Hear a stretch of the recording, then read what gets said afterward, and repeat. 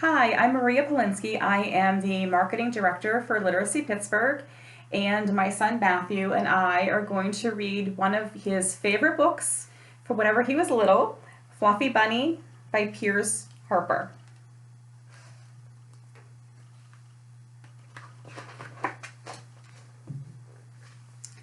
Fluffy Bunny was the very littlest rabbit in his family, and being the very littlest in a very big family wasn't always such fun.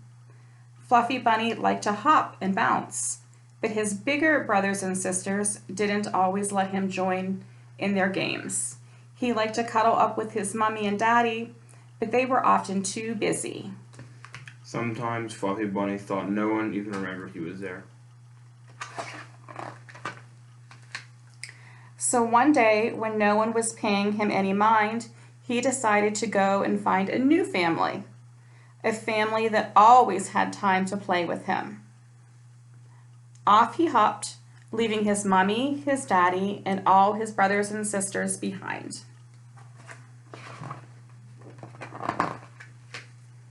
Fluffy Bunny hopped and hopped until he heard rustling and scampering noises. He peeped through the golden corn, and there was a family of field mice. "We're just going home for dinner," they squeaked. "Come and join us." "Maybe this family will look after me," thought Fluffy Bunny, and he happily skipped away with them. When they arrived, Mommy Mouse laid out a meal of nuts and berries for everyone to share. "Help yourself, Fluffy Bunny," she said. Fluffy Bunny turned pink to the tips of his ears. "I'm sorry," he said, "but rabbits can't eat nuts and berries." He remembered how his mommy always fetched him the sweetest grasses and dandelions to eat. "You've been very kind, but I don't think I belong in your family." And he hopped away towards the river. When he reached the riverbank, he saw a family of otters rolling and playing together. Two cubs swam up to him. "We're playing chase," they called. Come and join us. "Maybe this family will look after me," thought Fluffy Bunny. But Fluffy Bunny didn't like the otters' splishy-splashy river games. He didn't even like getting his feet wet. He remembered the fun he used to have playing hide and seek with his brothers and sisters. "I don't think I belong in this family either," he thought. So he said goodbye and hopped away towards the forest. Soon he heard a tap, tap, tap in the trees, and looking up he saw a family of woodpeckers. Two chicks flew down to him. "We're helping our daddy," they said. "Come and join us. Maybe this family will look after me," thought Fluffy Bunny. Fluffy Bunny couldn't join in, but seeing the woodpeckers and their daddy reminded him of his own family.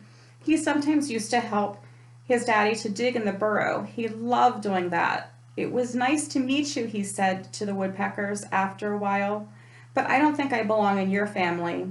And he hopped away again.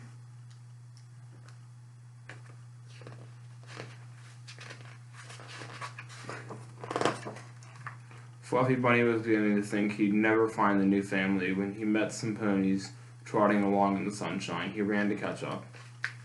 "Hello, Fluffy Bunny," the ponies said. "Why don't you run along with us for a while? It's a beautiful sunny day." "What fun," said Fluffy Bunny, and they set off with the wind rushing through their fur. But the ponies were much faster than he was, and soon Fluffy Bunny felt tired. He needed to rest. "Please, can we stop?" he called out. But the ponies were so far ahead they couldn't hear him, and in a moment they were gone. Poor Fluffy Bunny was left all alone. His ears drooped. None of the families he'd met had been right for him. And the more he thought about his own rabbit family, the more he realized that he missed them. Then suddenly Fluffy Bunny saw a group of rabbits hopping over the hill towards him. It was his mommy, his daddy, and all his sisters and brothers.